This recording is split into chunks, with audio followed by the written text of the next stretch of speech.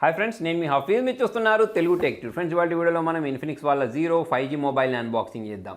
So మనం Infinix గురించి మాట్లాడినట్టయితే zero series అనేది వీళ్ళ ఫ్లాగ్షిప్ సిరీస్ అని చెప్పేసుకోవచ్చు. స్పెసిఫికేషన్స్ అనేవి బాగుంటాయి. ఈసారి కూడా మీడియాటెక్ డైమెన్సిటీ 900 ప్రాసెసర్ని యూజ్ చేశారు. సో వీళ్ళు తక్కువ బడ్జెట్లో తీసుకొస్తా అని చెప్తున్నారు. నాకు తెలిసినంత వరకు 20,000 లోపు తీసుకొస్తారు కాబట్టి 20,000 లో బడ్జెట్లో మనకు మీడియాటెక్ డైమెన్సిటీ 900తో దొరికే ఈ ఫస్ట్ మొబైల్ అని చెప్పేసుకోవచ్చు. 120Hz రీఫ్రెష్ రేట్ ఉంది. దాంతోపాటే 6.78 ఇంచెస్ ఫుల్ హెచ్డీ డిస్ప్లేని అయితే వీళ్ళు దీనిలో ప్రొవైడ్ చేశారు. దాంతోపాటే ఇంకా చాలా మంచి మంచి ఫీచర్స్ ఉన్నాయి. 120Hz రీఫ్రెష్ రేట్ అయినా కానివ్వండి, ఫాస్ట్ ఛార్జింగ్ సపోర్ట్ అయినా కానివ్వండి, అవన్నిటి గురించి మనము ఈ మొబైల్ని అన్బాక్సింగ్ చేసేసి చూసేద్దాం. అయితే ఇప్పుడు వరకు నేను అన్బాక్సింగ్ చేసే టైంకి అయితే దీని ప్రైస్ అనేది రివీల్ అవ్వలేదు. దీని ప్రైస్ ఏముండొచ్చు అని చెప్పేసి మీరు గెస్ట్ చేస్తున్నారు, కింద కామెంట్లో రాయండి. సో ఫటాఫట్ మరి ఇప్పుడు దీన్ని అయితే అన్బాక్సింగ్ చేసేద్దాం. సో ఫ్రెండ్స్, ఇదే Infinix zero 5G mobile. So Dimensity 900 processor తోటి అయితే దీన్ని వీళ్ళు తీసుకొని రావడం జరిగింది. మీడియాటెక్ హైపర్ ఇంజన్ 3.0 ఉంటుంది. 120Hz refresh rate, 6.7 inches full HD plus డిస్ప్లేని అయితే దీనిలో వీళ్ళు యూజ్ చేయడం జరిగింది.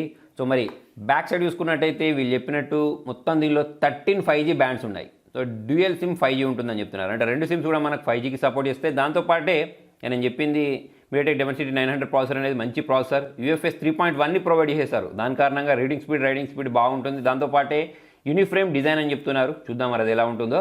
దాంతోపాటే 30x వరకు జూమ్ చేయొచ్చట. 48 మెగాపిక్సెల్ ట్రిపుల్ కెమెరా ఉందని చెప్తున్నారు. 120Hz refresh rate. దాంతోపాటు 33 watts fast charging support, 5,000 mAh battery. Box అయితే ఇలా ఓపెన్ అయిపోయింది.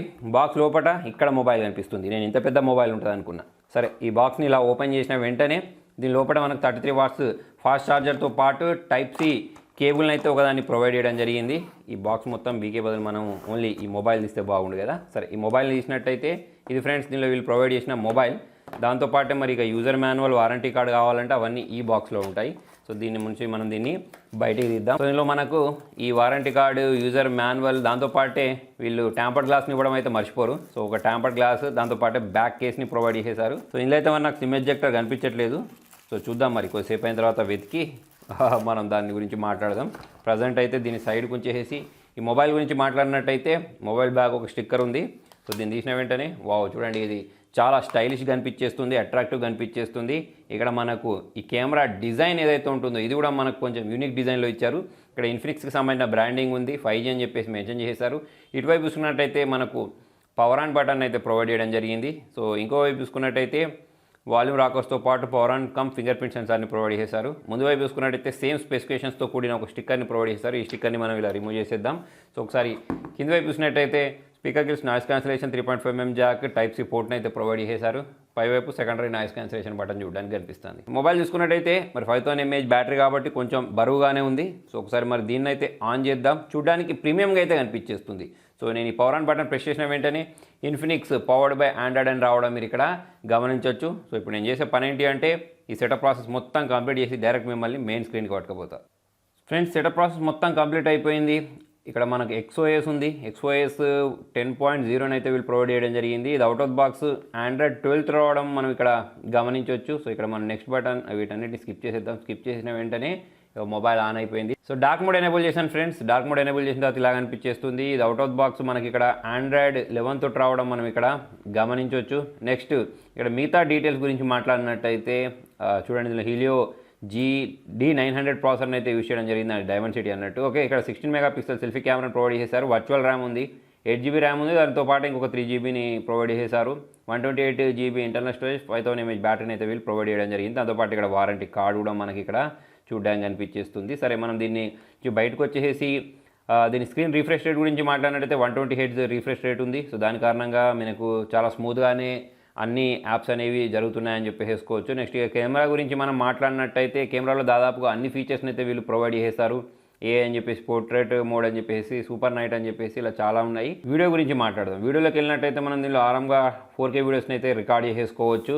నెక్స్ట్ వచ్చేసి 2x జూమ్ చేయొచ్చు. దాంతోపాటే 30x మనము జూమ్ చేయొచ్చు. ఏదంటే మనం డిజిటల్ జూమ్ అయితే చేయొచ్చు. దీంతో కొన్ని ఫొటోస్ని కూడా మనం క్యాప్చర్ చేసి చూద్దాం. నేను ఇంతకుముందు చెప్పినట్టు 16 మెగాపిక్సెల్ సెల్ఫీ కెమెరాని అయితే దీనిలో వీళ్ళు ప్రొవైడ్ చేశారు. సో ప్రజెంట్ నేను చూసిన దాని ప్రకారం డీటెయిల్స్ అయితే బాగానే ఉన్నాయి. అవుట్డోర్లో కూడా కొన్ని ఫొటోస్ని క్యాప్చర్ చేస్తే మనకు దీని మిగతా డీటెయిల్స్ అయితే తెలిసిపోతాయి. మరి సెల్ఫీ క్యామ్ యూస్ చేసి కూడా మనం 4K వీడియోస్ని రికార్డ్ చేసుకోవచ్చు. సో ఇది ఒక మంచి విషయం.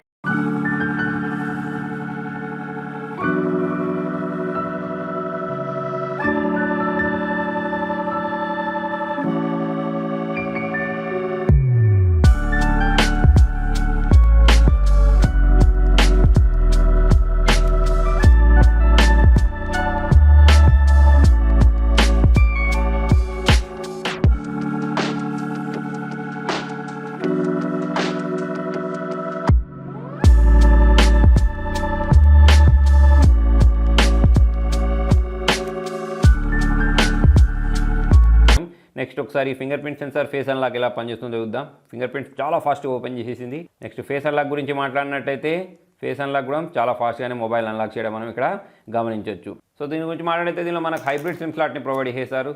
మనం ఒక సిమ్తో పాటు ఒక మెమరీ కార్డ్ని కూడా ఇన్సర్ట్ చేసుకోవచ్చు. సో దీని కారణంగా మనకు స్టోరేజ్ పరమైన ఇష్యూస్ రావని చెప్పేసి అయితే అనుకోవచ్చు. ఫ్రెండ్స్ దీనిలో వీళ్ళు యూస్ చేసిన display IPS display.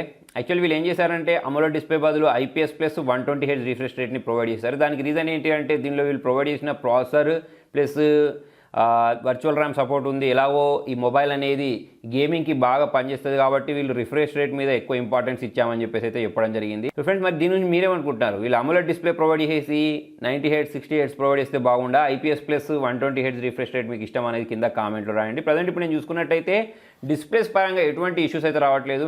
Weaving angles బాగానే ఉన్నాయి, అన్ని వైపుల నుంచి ఇది బాగానే కనిపించేస్తుంది. అలా అని చెప్పేసి అమోలెడ్ డిస్ప్లేకి ఇది కాంపిటీషన్ ఇవ్వదు. కాకపోతే వీవింగ్ యాంగిల్స్ అయితే బాగున్నాయి, అన్ని కలర్స్ ప్రాపర్ కనిపించేస్తున్నాయి. ఇక్కడ మీరు కూడా చూడొచ్చు లైటింగ్ మొత్తం దీనిపైన పడుతుంది, అయినా కూడా నాకు ఎక్కడ కూడా ఎటువంటి ఇష్యూస్ అయితే కనిపించలేదు. నెక్స్ట్ సౌండ్ కూడా లౌడ్గానే వినిపించేస్తుంది. నెక్స్ట్ ఇక మనం ఒకసారి ఒక గేమ్ ఆడి చూద్దాం.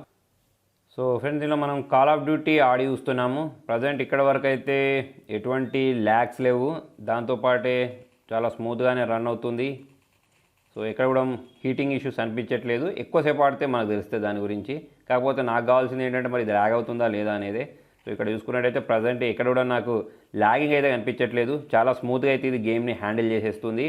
సో మరి దానికి రీజన్ దీనిలో వీళ్ళు యూజ్ చేసిన వర్చువల్ ర్యామ్, స్టోరేజ్ టైప్, దాంతోపాటు ప్రాసెసర్, ఇవన్నీ దీనిలో యూజ్ చేసిన జీపీ ఇవన్నీ అయితే మ్యాటర్ చేస్తాయి. సో దాని కారణంగా ప్రజెంట్ చూసుకున్నట్టయితే మాత్రం నాకు గేమ్ ఆడేటప్పుడు ఎక్కడ కూడా డిస్టర్బెన్స్ అనిపించలేదు, చాలా స్మూత్గా అయితే ఇది హ్యాండిల్ చేసేస్తుంది. సో ఫ్రెండ్స్ ఓవరాల్ ఇప్పటివరకు నేను దీన్ని వాడిన దాని ప్రకారం నాకు ఎక్కడ కూడా ల్యాగ్స్ కనిపించలేదు. ఎస్పెషల్లీ గేమ్లో నేను ల్యాగ్స్ వస్తాయని అనుకున్నాను హెవీ గేమ్ ఆడినప్పుడు, కాకపోతే నాకు ల్యాగ్ చూడడానికి కనిపించలేదు.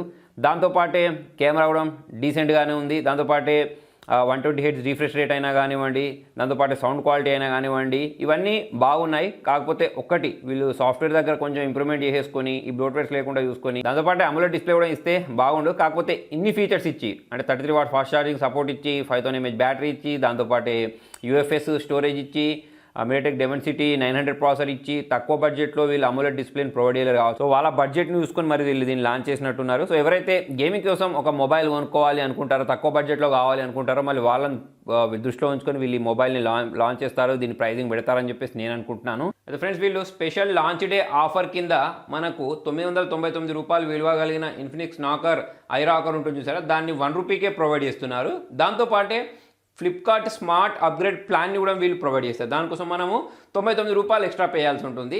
దాని కారణంగా ఏమవుద్ది అంటే మనం ఈ మొబైల్ ప్రైస్ ఎంత ఉంటుందో దాంట్లో 70% పే చేసేసి మిగతా రిమైనింగ్ అమౌంట్ 30% ఉంటుంది సరే, దాన్ని 1 year తర్వాత పే చేయవచ్చు. ఒకవేళ మనకు మొబైల్ వద్దంటే మొబైల్ రిటర్న్ ఇవ్వచ్చు, లేదా 30% ఇయర్ ఎండింగ్ తర్వాత అంటే ఒక ఇయర్ తర్వాత పే చేసి ఆ మొబైల్ని మనం మన ఓన్గా వాడుకోవచ్చు అన్నట్టు. సో మరి మొత్తానికి ఇది ఫ్రెండ్స్. మరి మీకు ఈ మొబైల్లో నచ్చిన ఫీచర్ ఏంటి అనేది కింద కామెంట్లో రాయండి. వీడియో నచ్చినట్టయితే లైక్ చేయండి, షేర్ చేయండి. Thank you.